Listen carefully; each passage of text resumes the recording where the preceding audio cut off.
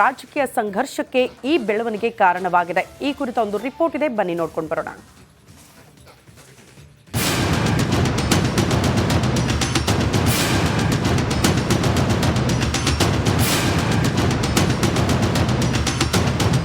ವೈಕುಂಠ ದ್ವಾರ ದರ್ಶನ ಪಡಿಬೇಕು, ಕಲಿಯುಗ ದೈವ ತಿರುಪತಿಯ ಕೃಪೆಗೆ ಪಾತ್ರರಾಗಬೇಕು ಅಂದುಕೊಳ್ತಾರೆ ಹಿಂದೂಗಳು. ಅದೇ ರೀತಿ ನಿನ್ನೆ ಸಾವಿರಾರು ಭಕ್ತರು ತಿರುಪತಿಗೆ ಬಂದಿದ್ರು. ಟೋಕನ್ ತಗೋಬೇಕು ಅನ್ನೋ ಧಾವಂತದಲ್ಲಿ ಓಡೋಡಿ ಬಂದ್ರು. ಆದ್ರೆ ಕಾಲ್ತುಳಿತ ಉಂಟಾಗಿ ಕರ್ನಾಟಕದ ಒಬ್ಬರು ಸೇರಿ 6 ಜನ ಮೃತಪಟ್ಟಿದ್ದು, 100ಕ್ಕೂ ಹೆಚ್ಚು ಮಂದಿ ಗಾಯಗೊಂಡ್ರು. ತಿಮ್ಮಪ್ಪ ಮಾತ್ರ ತಣ್ಣಗೆ ಕೂತಿದ್ದ.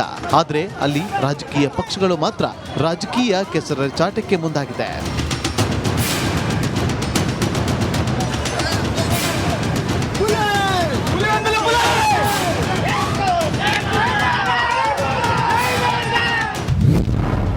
ತಿರುಪತಿ ಕಾಲ್ತುಳಿತ ಕೇಸ್ನಲ್ಲೂ ರಾಜಕೀಯ. ಹಾಲಿ ಸಿಎಂ ಡಿಸಿಎಂ ವರ್ಸಸ್ ಮಾಜಿ ಸಿಎಂ ಸಂಘರ್ಷ. ಆಂಧ್ರಪ್ರದೇಶ ರಾಜಕೀಯ ಸಂಘರ್ಷದ ಬೀಡು. ತಿರುಪತಿ ಕಾಲ್ತುಳಿತ ಪ್ರಕರಣದಲ್ಲಿ ರಾಜಕೀಯ ಸಂಘರ್ಷ ಶುರುವಾಗಿದೆ. ತಿರುಪತಿಗೆ ಸಿಎಂ ಚಂದ್ರಬಾಬು ನಾಯ್ಡು ಮತ್ತು ಡಿಸಿಎಂ ಪವನ್ ಕಲ್ಯಾಣ್ ತಿರುಪತಿಗೆ ಬಂದ ತಕ್ಷಣ ಮಾಜಿ ಸಿಎಂ ಜಗನ್ಮೋಹನ್ ರೆಡ್ಡಿ ಕೂಡ ಬಂದಿದ್ದು ಹೈ ಡ್ರಾಮಾಕ್ಕೆ ಕಾರಣವಾಯಿತು.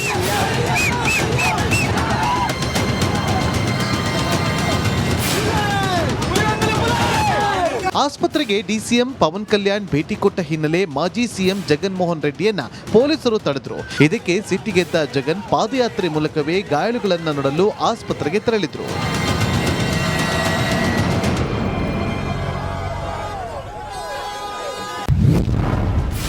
ತಿರುಪತಿ ಹೆಸರಲ್ಲಿ ಸಿಎಂ ನಾಯ್ಡು ರಾಜಕೀಯ.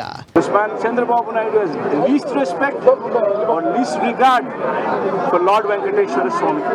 That this man propagates lies, false statements on Tirumala Tirupati Devasthanam Prasadam, thereby bringing down the reputation of Tirumala Tirupati Devasthanam, intentionally lying.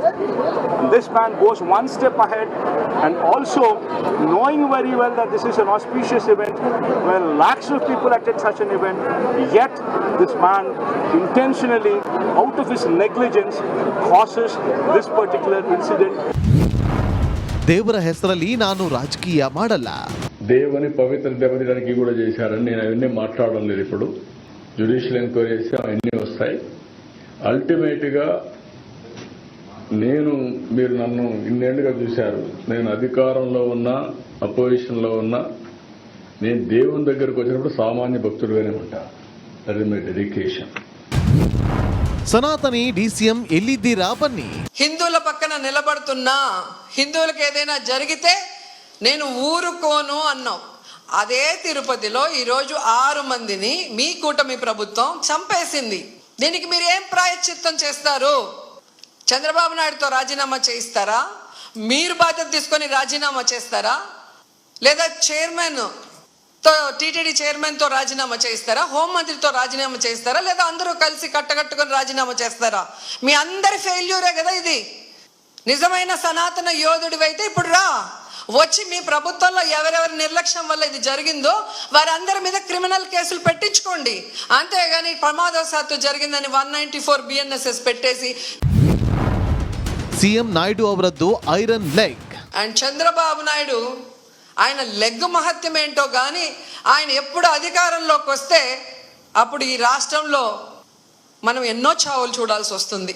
గతంలో గోదావరి పుష్కరాలు ఈయన పబ్లిసిటీ పిచ్చి వల్ల ఇలాగే గేట్లు తెరిచి జనాలు తోసుకొని ఒకరి మీద ఒకరు పడి 29 మంది చనిపోయారు. మొన్న ఆయన ముఖ్యమంత్రి అయిన వెంటనే ఈయన నిర్లక్ష్యం వల్ల, ఈయన వైఫల్యం వల్ల దాదాపుగా విజయవాడ వరదల్లో 60 మందికి పైగా చనిపోయారు. మళ్ళీ ఈరోజు చిత్తూరు జిల్లా కుప్పంలో ఉండగానే 6, 7, 8 ఉండి పోలీసులందరినీ తిప్పుకొని. ಕಾಲ್ತುಳಿತದಿಂದ 6 ಮಂದಿ ಸಾವನ್ನಪ್ಪಿದ ಘಟನೆಗೆ ಉಪಮುಖ್ಯಮಂತ್ರಿ ಪವನ್ ಕಲ್ಯಾಣ್ ಜನತೆಯಲ್ಲಿ ಕ್ಷಮೆಯಾಚಿದ್ರು. ಇನ್ನು ಅಧಿಕಾರಿಗಳ ವಿರುದ್ಧ ವಾಗ್ದಾಳಿ ನಡೆಸಿದ ಡಿಸಿಎಂ, ಟಿಟಿಡಿ ಅಧ್ಯಕ್ಷರು, ಇಒ, ಜೆಇಒ ಅವರಂತಹ ಅಧಿಕಾರಿಗಳು ಜವಾಬ್ದಾರಿಯಿಂದ ಕೆಲಸ ಮಾಡಿದ್ರೆ ಈ ದುರಂತ ನಡೆಯುತ್ತಿರಲಿಲ್ಲ ಅಂತ ಆಕ್ರೋಶ ವ್ಯಕ್ತಪಡಿಸಿದ್ರು.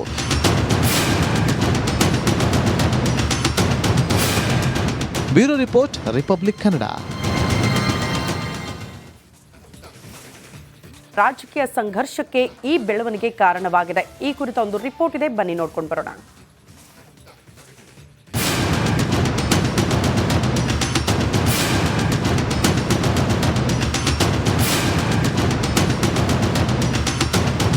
ವೈಕುಂಠ ದ್ವಾರ ದರ್ಶನ ಪಡಿಬೇಕು, ಕಲಿಯುಗ ದೈವ ತಿರುಪತಿಯ ಕೃಪೆಗೆ ಪಾತ್ರರಾಗಬೇಕು ಅಂದುಕೊಳ್ತಾರೆ ಹಿಂದೂಗಳು. ಅದೇ ರೀತಿ ನಿನ್ನೆ ಸಾವಿರಾರು ಭಕ್ತರು ತಿರುಪತಿಗೆ ಬಂದಿದ್ರು. ಟೋಕನ್ ತಗೋಬೇಕು ಅನ್ನೋ ಧಾವಂತದಲ್ಲಿ ಓಡೋಡಿ ಬಂದ್ರು. ಆದ್ರೆ ಕಾಲ್ತುಳಿತ ಉಂಟಾಗಿ ಕರ್ನಾಟಕದ ಒಬ್ಬರು ಸೇರಿ 6 ಜನ ಮೃತಪಟ್ಟಿದ್ದು, 100ಕ್ಕೂ ಹೆಚ್ಚು ಮಂದಿ ಗಾಯಗೊಂಡ್ರು. ತಿಮ್ಮಪ್ಪ ಮಾತ್ರ ತಣ್ಣಗೆ ಕೂತಿದ್ದ. ಆದ್ರೆ ಅಲ್ಲಿ ರಾಜಕೀಯ ಪಕ್ಷಗಳು ಮಾತ್ರ ರಾಜಕೀಯ ಕೆಸರಾಚಾಟಕ್ಕೆ ಮುಂದಾಗಿದೆ.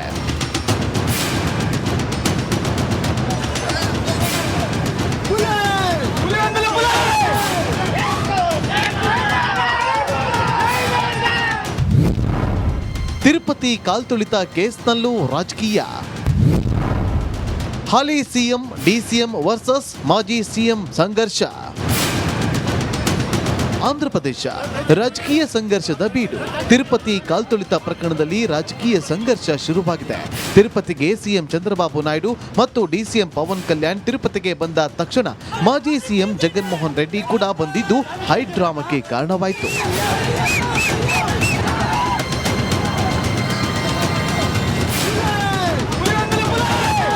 ಆಸ್ಪತ್ರೆಗೆ ಡಿಸಿಎಂ ಪವನ್ ಕಲ್ಯಾಣ್ ಭೇಟಿ ಕೊಟ್ಟ ಹಿನ್ನೆಲೆ ಮಾಜಿ ಸಿಎಂ ಜಗನ್ಮೋಹನ್ ರೆಡ್ಡಿಯನ್ನ ಪೊಲೀಸರು ತಡೆದ್ರು. ಇದಕ್ಕೆ ಸಿಟ್ಟಿಗೆದ್ದ ಜಗನ್ ಪಾದಯಾತ್ರೆ ಮೂಲಕವೇ ಗಾಯಾಳುಗಳನ್ನ ನೋಡಲು ಆಸ್ಪತ್ರೆಗೆ ತೆರಳಿದ್ರು.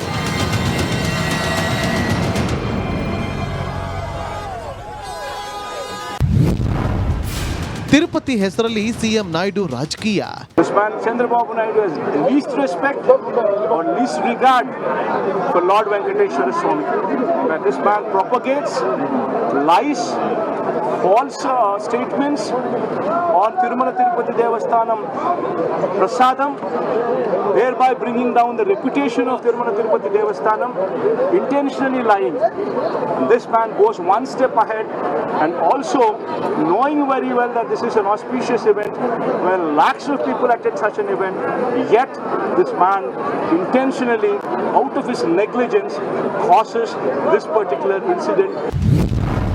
దేవర హెసరలి నాను రాజకీయ మాడల్ల. దేవుని పవిత్ర దెబ్బతీయడానికి కూడా చేశారని నేను అవన్నీ మాట్లాడడం లేదు. ఇప్పుడు జ్యుడిషియల్ ఎంక్వైరీ చేసి అవన్నీ వస్తాయి. అల్టిమేట్గా మీరు నన్ను ఇన్నేళ్లుగా చూశారు. నేను అధికారంలో ఉన్నా అపోజిషన్లో ఉన్నా నేను దేవుని దగ్గరకు వచ్చినప్పుడు సామాన్య భక్తుడుగానే ఉంటా. That is my dedication.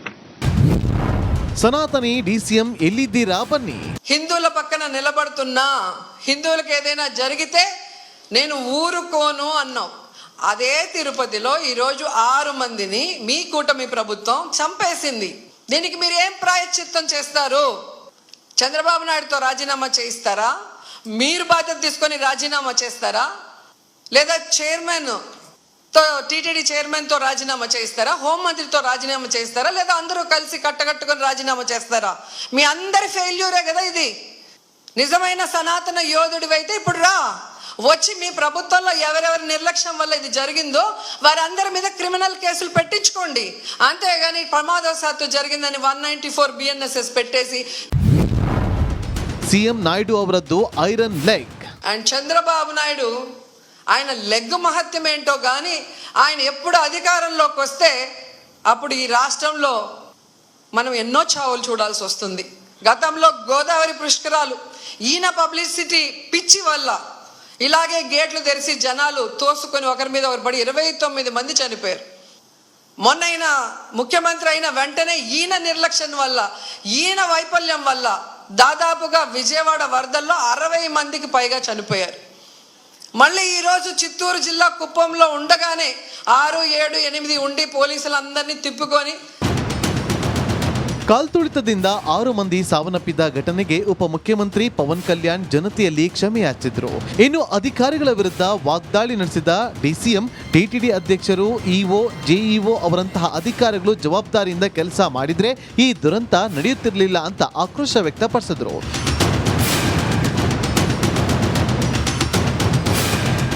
Bureau report, Republic Kannada.